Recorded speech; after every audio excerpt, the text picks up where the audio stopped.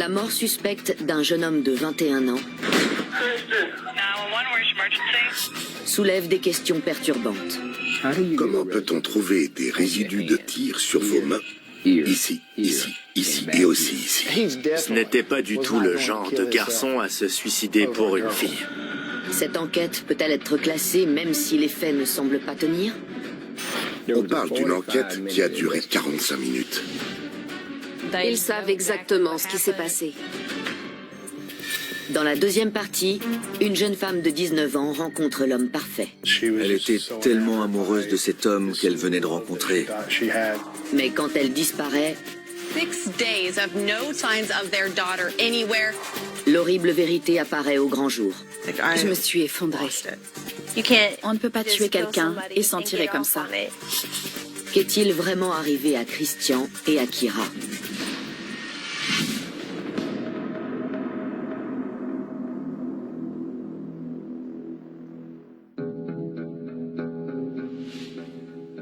« 26 février 2014. Meridian, dans le Mississippi, une ville de 40 000 habitants au sud des États-Unis, connue pour la musique country et ses lignes de chemin de fer. Mais quand un jeune homme y trouve la mort, dans des circonstances étranges, la ville se divise. Ça n'avait pas de sens à l'époque et ça n'en a toujours pas. Christian Andreacchio a 21 ans et c'est un garçon ouvert, exubérant et plein de vie. C'était un fils et un être humain extraordinaire. Il s'entendait avec tout le monde. C'était un vrai bout en train. Partout où il allait.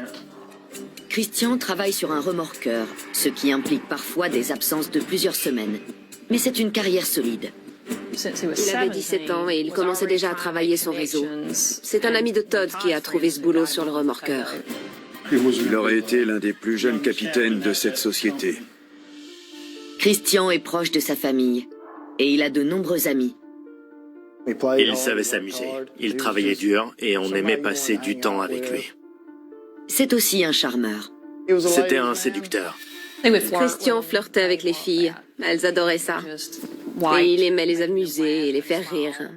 Après avoir rompu avec sa petite amie de longue date, Christian rencontre une autre jeune femme, Whitley Goodman. Whitley est arrivé peu de temps après sa rupture. Et Christian s'est tout de suite plongé dans cette nouvelle relation. Tout est allé très vite. Whitley et Christian commencent à sortir ensemble pendant l'été 2013. Au début, nous n'avions pas de problème avec elle. Elle était jolie et très polie. Christian est amoureux et très vite, il souhaite que Whitley vienne s'installer chez lui. Sa famille ne la traitait pas bien, il l'avait mise à la porte. Christian m'avait expliqué que sa mère s'était remariée et que le beau-père avait aussi des enfants et il n'y avait pas de place à la maison pour elle. Les Andreacchio décident alors de l'accueillir dans leur maison. Elle me faisait vraiment de la peine et Christian était très inquiet pour elle. Il me disait, il faut qu'on l'aide. J'ai pris son histoire pour argent comptant et elle s'est installée chez nous. Il semble évident que Christian est très attaché à Whitley. Il avait acheté une BMW, soi-disant pour faire des économies, mais en fait, il l'avait achetée pour Whitley, afin qu'elle puisse se déplacer quand il était sur le remorqueur. Mais moins d'un mois plus tard, des tensions commencent à apparaître. Il n'y avait pas de limite. Et nous n'arrêtions pas de nous disputer au sujet de Whitley. La situation était sans issue parce que soit nous la laissions faire ce qu'elle voulait chez nous et Christian serait là, ou nous posions des limites et alors Christian se serait fâché et il serait parti. Et puis un jour, j'ai parlé avec Christian et je lui ai dit « Au fond, on ne connaît pas bien Whitley. Elle sort beaucoup, elle fait la fête. Je sais bien que Christian n'était pas un saint. Lui aussi faisait la fête avec ses copains, mais... Vous savez, il n'était jamais sorti avec une fille qui avait ce style de vie. » Les parents de Christian demandent à Whitley de partir. Mécontent, Christian décide de partir, lui aussi. En décembre, le couple s'installe dans l'appartement du frère aîné de Christian, Josh. Ils font en sorte que leur histoire fonctionne et partent même pour un week-end en amoureux. Ils étaient partis dans les montagnes pour la Saint-Valentin. La semaine suivante, le 22 février, Christian part pour une mission d'1 mois sur le remorqueur, laissant Whitley seul. Il devait rester sur le bateau pendant 30 jours jusqu'à la fin mars. Mais 3 jours après avoir embarqué sur le Mississippi, les événements prennent une tournure inattendue. Christian commence à recevoir des appels inquiétants, appels qui auraient été passés par Dylan Swearingen, un de leurs amis à lui et Whitley. Christian reçoit des coups de fil de Dylan qui lui dit que Whitley se balade en ville dans sa voiture avec un dealer. Et bien sûr, Christian était très méfiant par rapport à Whitley et à ce qu'elle pouvait faire. Christian ne sait pas quoi penser de tout ça. Il travaille dur, tout le temps, et c'est lui qui subvient à ses besoins. Et elle fait je ne sais quoi avec je ne sais qui. Christian dit à un de ses collègues qu'il va rentrer pour régler cette histoire. Il prévoit de fermer à clé son appartement, de récupérer sa voiture et d'envoyer Whitley chez sa grand-mère. Tôt le matin du 26 février, Christian s'organise pour quitter le bateau. Christian avait la tête sur les épaules. Il discutait avant de prendre une décision. Et je vois pas ce qui aurait pu lui faire quitter le remorqueur. Christian explique à son capitaine qu'il ne part pas longtemps. Il sera de retour avant 17h30 pour le changement d'équipe. J'ai eu Christian au téléphone le matin du 26 février. Il me dit « Je reviens à terre, je peux pas te parler, je te rappelle, bisous ». C'est une conversation de 3-4 minutes. La mère de Christian ne sait pas à ce moment-là que c'est la dernière fois qu'elle entend la voix de son fils. À 8h ce matin-là, Dylan vient chercher Christian à la Nouvelle-Orléans. Ils conduisent les 320 km qui les séparent de Meridian et arrivent à l'appartement vers midi. Whitley est là et d'après Dylan, le couple commence tout de suite à se disputer. Dylan dit qu'il se sentait mal à l'aise d'être là et que donc il est sorti. Quand il revient, plusieurs heures plus tard, Dylan raconte qu'il s'est passé quelque chose d'horrible.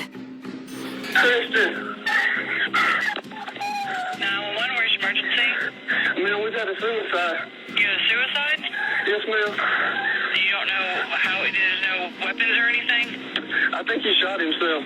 Okay, you think he shot himself? Yes, ma'am. I left to go to the store, and he went to the bathroom. I thought he was taking a shower. Okay, did he say that he was going to do this, or? No, ma'am. Okay. À 17h05, les policiers arrivent à l'appartement de Christian. Ils le trouvent allongé sur le sol d'une salle de bain, à l'étage, le haut du corps dans la baignoire, les bras le long du corps, avec une blessure par balle à la tête. À 17h43, le chef de police de Meridian arrive sur les lieux. Et moins de 45 minutes après le début de l'enquête, il ordonne à ses enquêteurs de conclure officiellement à un suicide. Il est arrivé sur place et il leur a dit « L'enquête est terminée, c'est un suicide, on s'en va ». Un policier annonce la terrible nouvelle à la famille de Christian. Mon père m'appelle et me dit « Il faut que vous rentriez à la maison, il s'est passé un drame ». Et je lui réponds « Mais qu'est-ce que tu racontes ?» Il continue en disant « Rentre tout de suite, il s'est passé un drame et ça concerne un de tes gamins ». Je me souviens plus très bien de ce qui s'est passé après. J'étais dans une sorte de brouillard. Pourquoi un jeune homme de 21 ans, ambitieux et à qui tout réussit, voudrait-il se suicider? Pour les parents de Christian, ça ne tient pas debout. J'avais parlé à Christian le matin même et il était comme d'habitude. Pas Christian. Même quand la situation était compliquée ou qu'on traversait une mauvaise passe, il n'était jamais déprimé. C'était un garçon toujours enjoué. Il passait son temps à faire rire les autres. Pourquoi se serait-il suicidé? C'est impossible. Qu'en disent Whitley et Dylan? Ce sont les dernières personnes à avoir vu Christian vivant. Whitley explique aux policiers qu'elle dormait et qu'elle n'a pas entendu le coup de feu. On parle d'un appartement qui doit faire entre 70 et 75 mètres carrés maximum. Alors ne pas entendre un coup de feu tiré par un pistolet de calibre 45 quand on est dans la pièce à côté... Dylan déclare qu'il n'était pas là quand Christian est mort. Il est sorti faire des courses et en rentrant, il a trouvé Whitley endormi. Et Christian, mort, dans la salle de bain à l'étage. Il ouvre la porte et découvre Christian gisant dans la baignoire. Il appelle Whitley qui accourt à l'étage. Et là, Whitley serait entré dans la salle de bain et aurait attrapé le corps de Christian. L'enregistrement de l'appel aux urgences semble montrer que Whitley est entré dans la salle de bain et a pris Christian dans ses bras. On peut l'entendre pleurer en arrière-plan. Okay, she's not. Okay, just try not to touch anything, okay? Whitley. She Come down here. They don't want you to touch anything. Come on. just try to, if it, Come here, Whitley. Come here. Mais pour la famille de Christian, leur histoire ne tient pas debout. Il n'y avait pas de sang sur ses vêtements. Comment est-ce possible si elle l'a pris dans ses bras? Et ce n'est qu'une des nombreuses questions qui entourent la mort tragique de Christian. Alors que l'enquête progresse, que va-t-on découvrir d'autre? Le 26 février 2014, Christian Andreacchio, 21 ans, est retrouvé mort dans sa salle de bain, une blessure par balle à la tempe. Sa petite amie Whitley Goodman et leur ami Dylan Swearingen affirment que Christian s'est suicidé. Mais pour la famille de Christian, cette version des faits ne tient pas. Dylan soutient que Christian a accusé Whitley de l'avoir trompé quelques heures avant sa mort et qu'il s'est pointé l'arme sur la tête en lui demandant si elle l'aimait vraiment. Qu'il ait pu dire qu'il allait se suicider si elle rompait avec lui, ça ne ressemble pas du tout à Christian. Ce n'était pas du tout le genre de garçon à se suicider pour une fille. Mais les enquêteurs retrouvent une série de SMS désespérés envoyés par Christian à Whitley, où il semble prêt à faire ça. Se suicider pour une fille. Un SMS envoyé par Christian à 2h39 du matin, le 26 février, soit le jour de sa mort, dit ceci. Qu'on en finisse, suicidons-nous. Et 7 minutes plus tard, si on ne trouve pas une solution quand je rentre à la maison, je prends mon pistolet et je me tire une balle. Mais la famille de Christian découvre que le paramétrage de la date et de l'heure peut être réinitialisé sur le téléphone de Christian, ce qui pourrait faire penser que les messages ont été envoyés plus tôt que l'heure à laquelle ils ont réellement été envoyés. Et d'après eux, Dylan saurait faire cette manipulation. Dylan est un garçon très malin, il sait très bien se servir d'un iPhone. C'était comme ça qu'il se faisait de l'argent. Il débloquait des téléphones, il en vendait, il les réparait. La famille pense que Christian est mort presque tout de suite après être arrivé à Meridian, vers midi, bien longtemps avant l'appel passé au secours à 16h45. Et elle se demande si Dylan et Whitley n'ont pas écrit et envoyé eux-mêmes les SMS à partir du téléphone de Christian alors que celui-ci était déjà mort. Ils ont eu accès à son téléphone pendant des heures. Ils avaient l'opportunité de le faire. Son téléphone a très bien pu être trafiqué. Mais aucune preuve ne vient confirmer que Whitley ou Dylan ont modifié quoi que ce soit sur le téléphone de Christian. Autre source de questionnement, les versions de Dylan et de Whitley ne semblent pas correspondre. Quand les enquêteurs demandent à Whitley si Christian a déjà parlé de se suicider, elle répond « Je ne crois pas ». Et ce n'est pas tout. Quand les policiers recherchent la présence de résidus de tir, ils en trouvent non seulement sur les mains de Christian, mais aussi sur celles de Dylan et de Whitley. Comment peut-on trouver des résidus de tir sur vos mains, ici, ici, ici et aussi ici, si vous n'êtes jamais entré dans cette pièce? Dylan n'aurait pas dû avoir de résidus de tir sur les mains, puisque d'après lui, il n'était pas dans l'appartement. Whitley, elle, était en train de dormir, donc elle non plus n'aurait pas dû en avoir sur les mains. Mais Whitley a une explication. Elle indique aux enquêteurs qu'elle est allée s'entraîner à tirer avec des amis le soir précédent. Mais après avoir été interrogée à ce sujet par la police de Meridian, il semble qu'on ne lui ait pas posé davantage de questions. Il n'a donc jamais été établi si les résidus de tir correspondaient à l'arme qui a tué Christian. Convaincue qu'il y a un problème, la mère de Christian supplie la police de continuer son enquête. Je suis allée les voir et je leur ai demandé de rouvrir le dossier ou de reprendre l'enquête. Et on m'a tout de suite arrêtée en me disant que c'était un suicide et qu'ils ne feraient rien de plus. Souhaitant à tout prix qu'une enquête impartiale soit menée, les parents de Christian engagent des experts indépendants, parmi lesquels Max Mays, un ancien enquêteur de police devenu détective privé. Son expérience apporte un éclairage aux questions posées par la famille. On ne conclut pas à un suicide ou à un homicide avant de mener l'enquête. Ce sont les conclusions finales de l'enquête qui permettent de déterminer s'il s'agit d'un suicide ou d'un homicide. Et dans l'affaire qui nous concerne, on parle d'une enquête qui a duré 45 minutes. Et quand il examine les photos de la scène de crime, ses doutes ne font que se confirmer. Christian est droitier et la blessure se trouve au niveau de sa tempe droite. Mais l'arme est retrouvée sous sa cuisse gauche. Il se tire une balle dans la tête avec un semi-automatique calibre 45. Après ça, il met son arme sous sa cuisse et s'écroule dans la baignoire. Et c'est sous sa cuisse qu'on retrouvera l'arme. Ça n'a pas de sens. Et les questions sont de plus en plus nombreuses. Une des choses qui reste introuvable, c'était le téléphone de Christian. Les policiers ont demandé à Whitley si elle savait où il était. Et elle a répondu « Non, je ne sais pas ». Un des enquêteurs a alors dit « Personne ne quittera cet endroit tant que nous n'aurons pas retrouvé ce téléphone ». Et là, Whitley prend son sac à main et elle en sort le téléphone de Christian. Et ça ne choque pas les enquêteurs. Personne ne lui demande « Mais pourquoi vous avez ce téléphone dans votre sac ?» La famille de Christian demande également de l'aide à Jonathan Arden, un médecin légiste réputé qui a travaillé sur des affaires célèbres comme celle du sniper de Washington ou l'attaque à l'anthrax au Capitole. Ce spécialiste s'intéresse lui aussi à la position de l'arme. Je ne vois vraiment pas comment il aurait pu tenir l'arme dans sa main droite, la placer sur sa tempe droite, tirer le coup de feu qui va endommager son cerveau, et ensuite l'arme se retrouve entre sa cuisse gauche et la paroi de la baignoire. Il remarque également quelque chose d'étrange dans la position du corps de Christian. La position dans laquelle il a été retrouvé, c'est-à-dire penché au-dessus de la baignoire, avec la tête dans la baignoire, mais les bras à l'extérieur de la baignoire, je dois dire que ça n'a aucun sens. Le médecin se demande également pourquoi le pistolet a été retrouvé désarmé. Il s'agit d'un pistolet semi-automatique.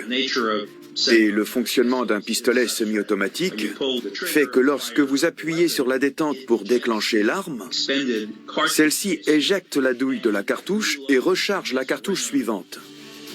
Le chien de ce pistolet n'était pas armé quand l'arme a été découverte. Ce qui veut dire que quelqu'un a dû manipuler l'arme pour désarmer le chien. Tous ces éléments amènent le spécialiste à tirer une conclusion inquiétante. Il a été déplacé. On a mis en scène cette scène de crime pour faire croire à un suicide. Les preuves sont là. Il s'agit d'un homicide. Ce n'était certainement pas un suicide. Et plusieurs autres experts indépendants arrivent à la même conclusion. Christian ne s'est pas suicidé. Les conclusions de la police scientifique et toutes les autres preuves montrent bien qu'il ne s'agit pas d'un suicide. La famille de Christian est maintenant convaincue qu'il a été assassiné.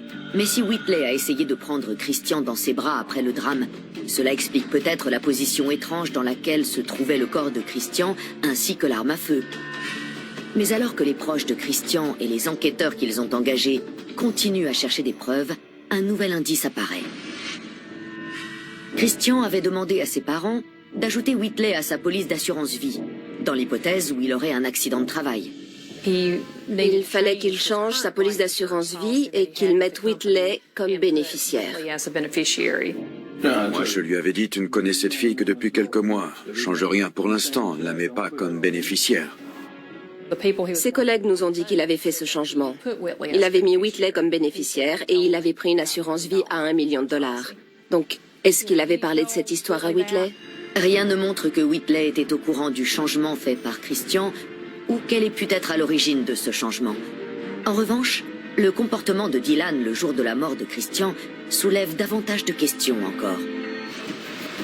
Un autre SMS étrange envoyé par le téléphone de Christian demande à Dylan de retirer de l'argent de son compte en banque. D'après Dylan, Christian lui avait donné sa carte bancaire. Il va au distributeur et essaie de retirer l'argent, mais le problème, c'est qu'il n'a pas le code de la carte. Alors, que fait-il? Là-dessus, on ne va pas dire que c'est un génie. Il entre dans la banque, il va au guichet et il demande à retirer l'argent. Et voilà ce qu'il dit aux employés de banque. Christian m'a demandé de venir et de retirer tout son argent. Mais Dylan et Whitley sont catégoriques. Ils affirment que Christian s'est suicidé et que sa mort n'a rien de suspect, tout comme leurs actions au moment de sa mort. Aucun des jeunes gens n'a accepté nos demandes d'interview. Pendant ce temps, la police de Meridian refuse de rouvrir l'affaire. 2 enquêtes d'État arrivent à la même conclusion. Christian s'est suicidé.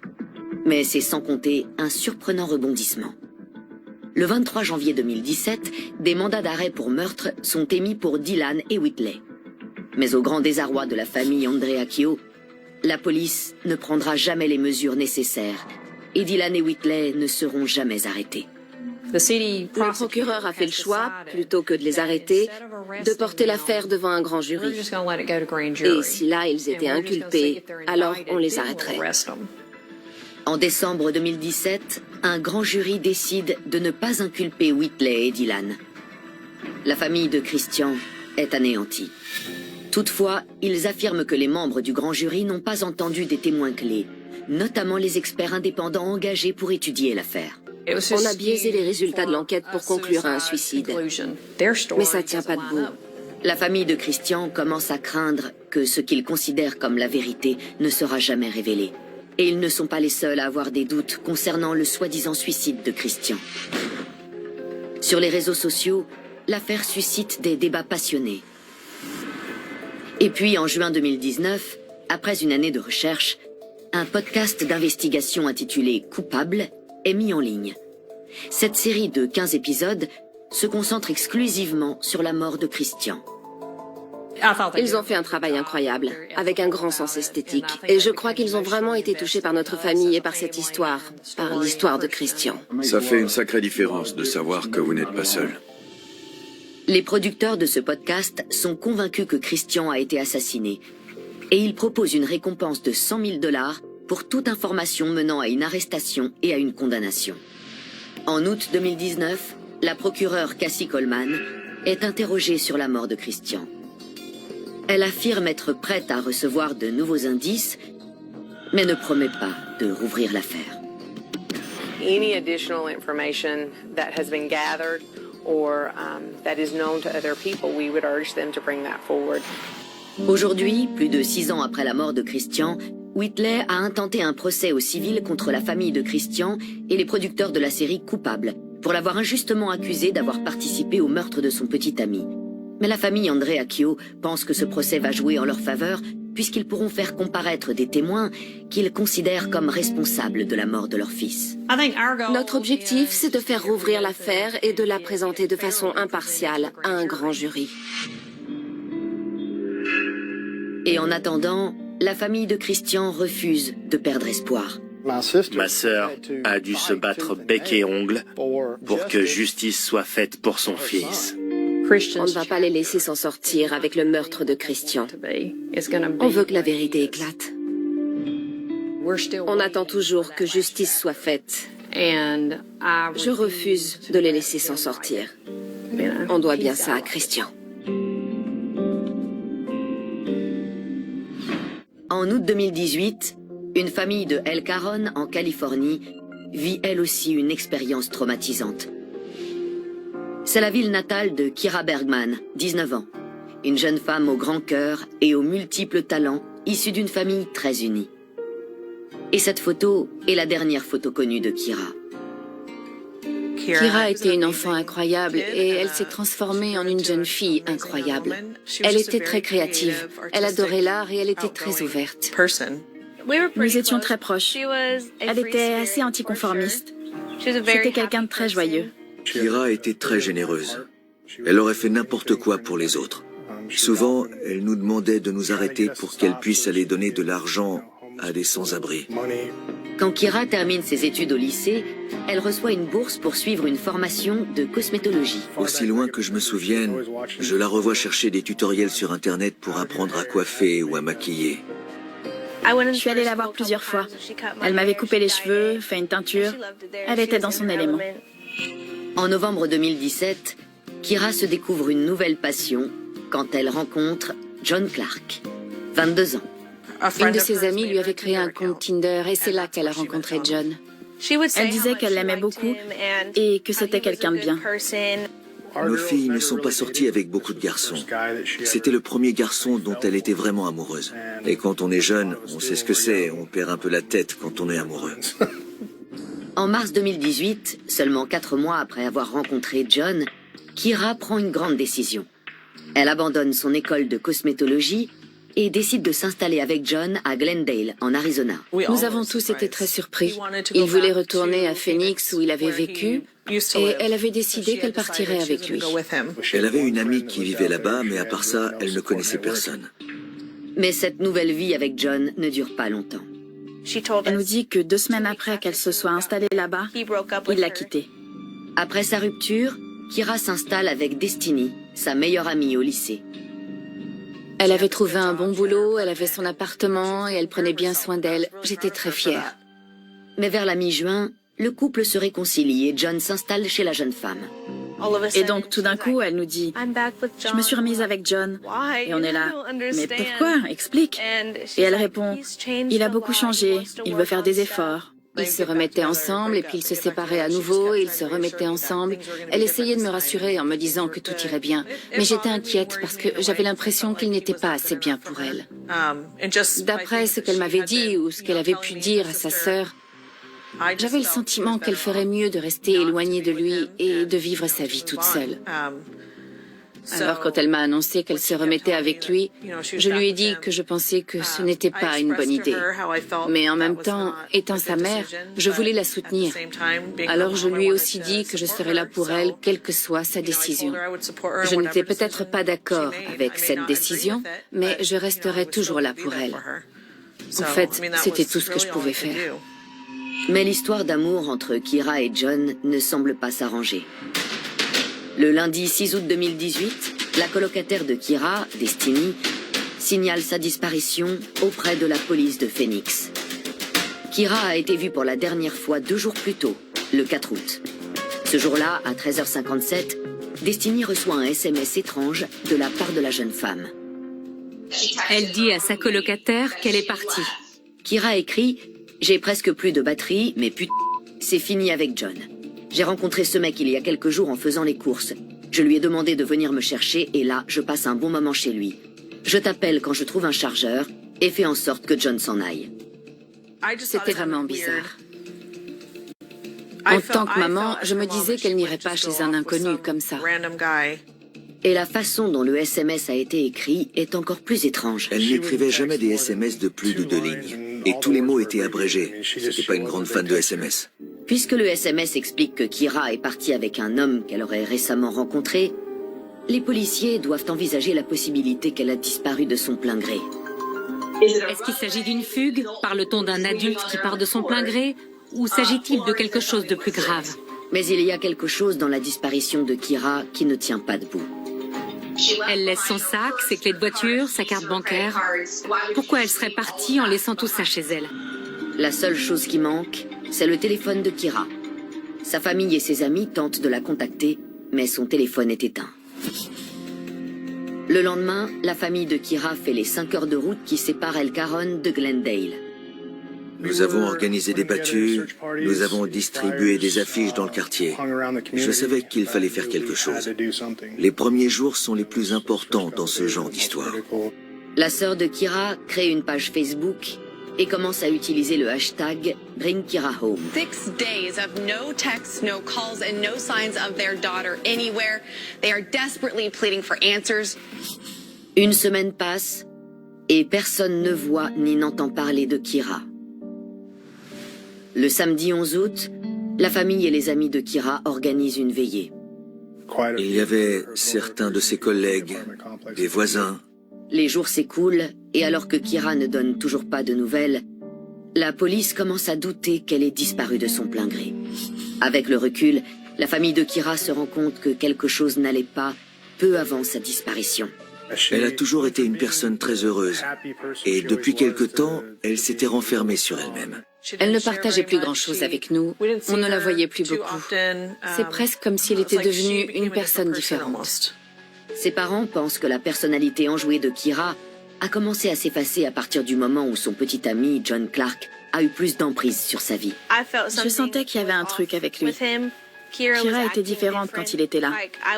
Je lui posais une question et il la regardait et il répondait à sa place.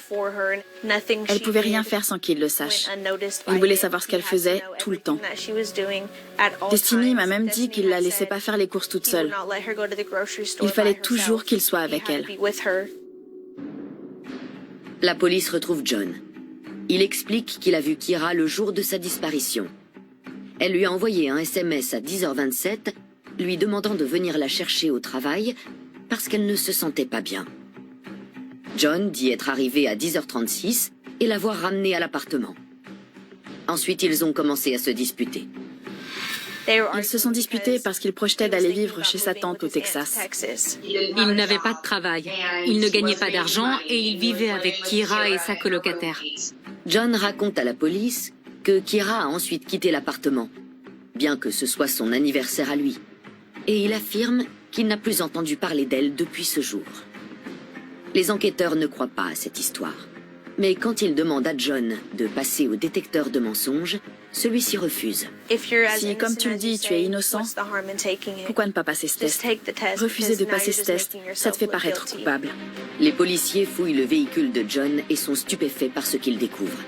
Plus d'une vingtaine de cartes d'identité émises en Californie et appartenant à différentes personnes. Je savais que c'était un type louche, ou en tout cas j'avais mes doutes sur lui. Et donc, j'ai pas été vraiment surpris. J'avais fait des recherches sur lui sur Internet. Sur les photos qu'il avait postées, on le voyait en train de fumer de la drogue ou de faire je ne sais quoi de douteux. Quand Kira a disparu et que la police a commencé à la chercher, beaucoup de ses posts et de ses photos ont disparu, comme s'il les avait effacés. John est arrêté et placé en garde à vue, mais il est relâché le jour même.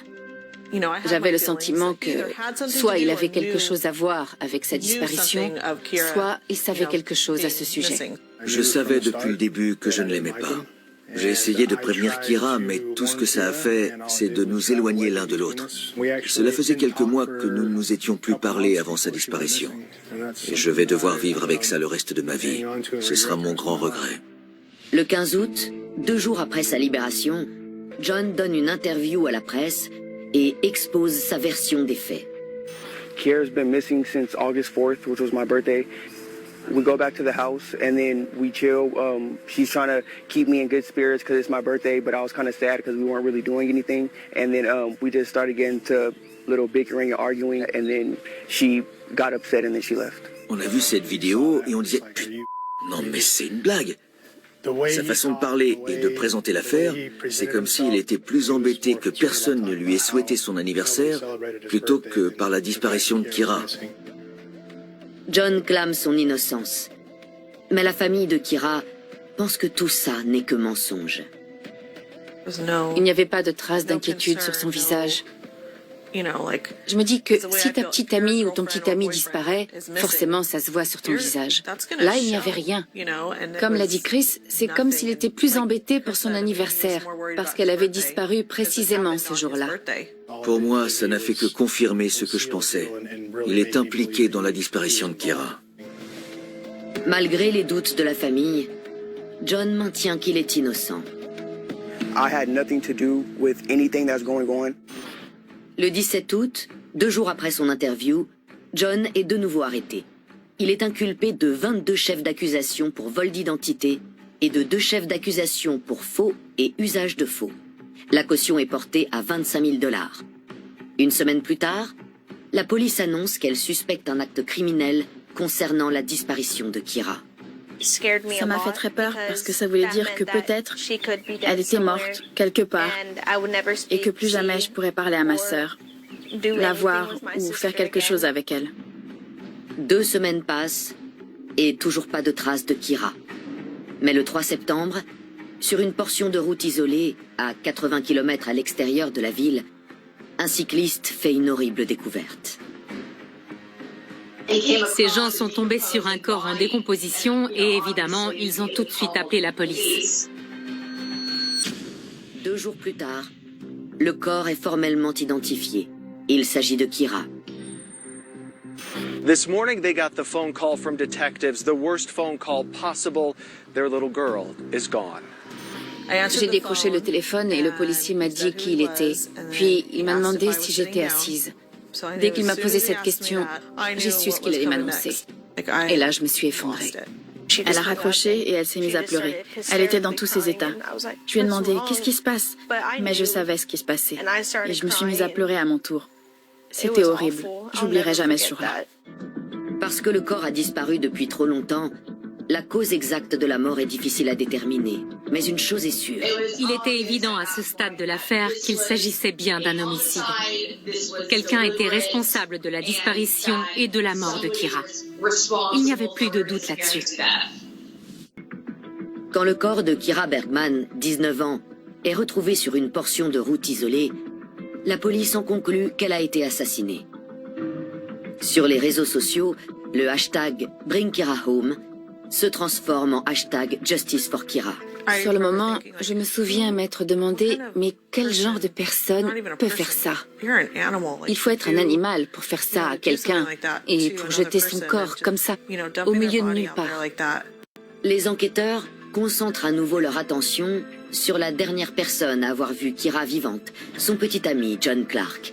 À l'époque, John est toujours en prison pour ses accusations de vol d'identité, faux et usage de faux. Les policiers l'interrogent une deuxième fois sur la disparition de Kira. Les autorités parlent à John et quand le corps de Kira est retrouvé, la police lui demande s'il connaît cette portion d'autoroute et il leur dit que oui. Quand les policiers expliquent à John que c'est à cet endroit que le corps de Kira a été retrouvé, John demande tout de suite un avocat.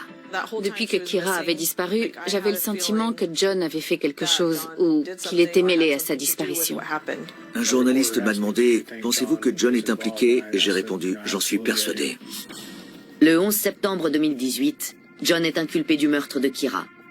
La police cite alors un témoin anonyme qui affirme que John avait déjà été violent avec Kira.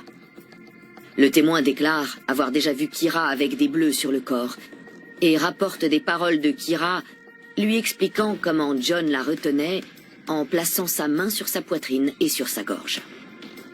L'identité du témoin est révélée. Il s'agit de la meilleure amie et colocataire de Kira, Destiny. Dans des documents produits par la cour, la colocataire de Kira a expliqué aux policiers que John était très dominateur et que c'était un problème. Les disputes entre Kira et John étaient nombreuses et violentes. Alors que les autorités continuent leur enquête, de nouveaux témoins rapportent le comportement étrange de John la nuit où Kira a disparu. Nous avons parlé avec les voisins qui habitent de l'autre côté du palier. Ils nous ont raconté que le samedi où Kira avait disparu, John et un autre gars n'avaient pas arrêté d'entrer et de sortir de l'appartement avec des sacs poubelles. Et puis son ami était revenu avec sa voiture, ils avaient mis les sacs dans sa voiture et dans celle de Kira. Ils ont trouvé le drap du dessus de sa parure de lit dans le véhicule. Et la première chose que je me suis dit, c'est « Pourquoi est-ce qu'on retrouverait un drap assorti à ceux qui sont sur son lit dans la voiture ?» À moins qu'il ne lui ait fait quelque chose et qu'il ait utilisé ce drap pour envelopper le corps et le faire sortir de l'appartement. La police examine alors les relevés des téléphones et des antennes relais. Et les enquêteurs découvrent que le 7 août, soit 4 jours après que Kira a disparu, les téléphones de John et de Kira se sont tous les deux connectés au même routeur Wi-Fi. Cet élément a incriminé John, parce que les policiers ont réussi à montrer que les SMS qui arrivaient ou partaient du téléphone de Kira étaient émis ou arrivaient dans l'appartement alors qu'elle avait disparu. C'est un coup de tonnerre. La police en conclut que le mystérieux SMS reçu par Destiny le 4 août n'avait pas été envoyé par Kira, mais par John Clark. La police découvre aussi que le même jour, John a chatté avec un ami sur Instagram à propos de l'application localisée qui pourrait être utilisée par la police pour retrouver le téléphone de Kira. Et tout à coup, son téléphone devient inactif. Si leurs soupçons concernant John se confirment, la famille de Kira est aussi convaincue qu'il n'a pas agi seul. Je ne crois pas que John aurait pu sortir le corps de l'appartement tout seul. Je suis convaincu que quelqu'un d'autre est impliqué. Et je pense aussi que cette personne était au courant et qu'elle l'a peut-être aidé à se débarrasser du corps dans le désert. Mais pour quel motif John a-t-il tué Kira? Je crois que c'est parce qu'elle lui a dit qu'elle songeait à revenir vivre ici. Lui, il habitait chez elle. Il vivait sur son argent. Il travaillait pas, donc tout ce qu'il avait, c'était parce qu'elle était là. Si elle partait, qu'est-ce qu'il aurait fait? Il n'aurait plus eu nulle part où habiter et il n'aurait plus eu d'argent pour faire quoi que ce soit. Et d'après la famille de Kira, John avait peut-être un intérêt financier à se débarrasser de Kira. Il avait réussi à la convaincre de contracter un crédit adossé à sa voiture qu'elle avait payé comptant avant de quitter San Diego. Le 14 septembre 2018, un grand jury inculpe John Clark du meurtre de Kira. John plaide non coupable. Mais il se passe alors un événement inattendu. À la grande consternation de la famille de Kira, l'accusation est rejetée. And this is something Kira's family didn't see coming. They've been waiting over a year for some kind of closure, with the trial set to start this month. But now, they won't get that. Il semble que certaines observations relevées par un enquêteur au début de l'affaire étaient inexactes et que de nouvelles preuves auraient pu l'innocenter lors d'un procès.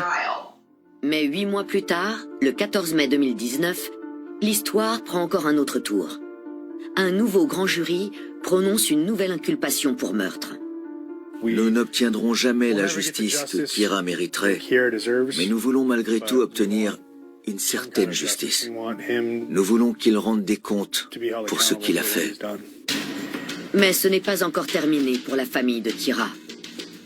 En avril 2020, c'est à nouveau la désillusion quand ils apprennent qu'un juge rejette l'accusation une deuxième fois pour irrégularité de preuves.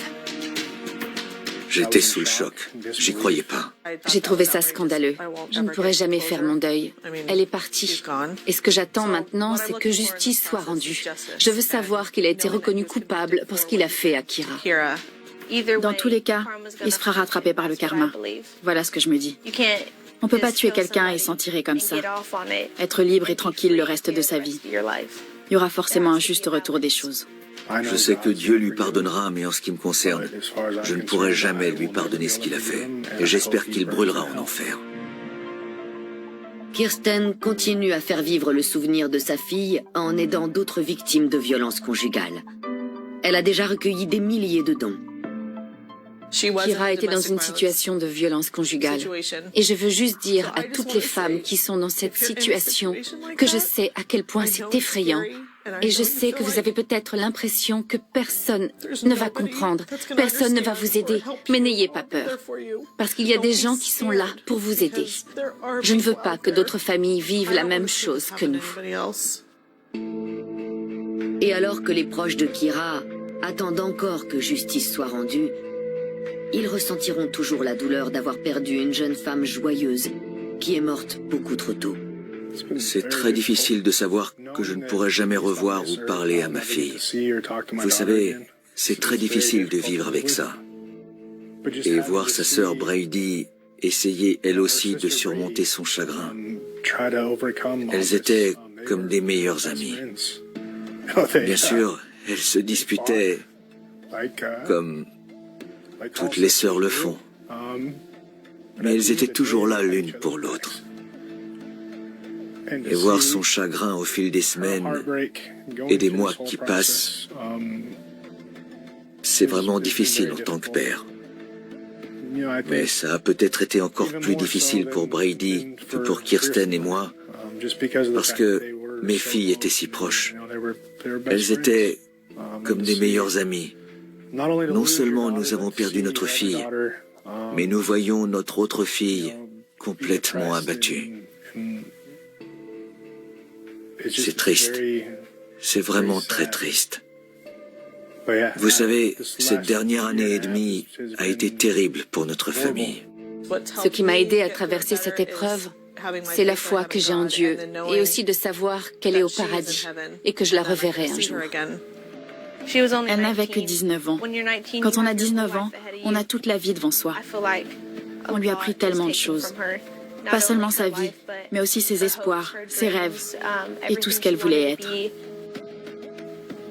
Elle me manque beaucoup.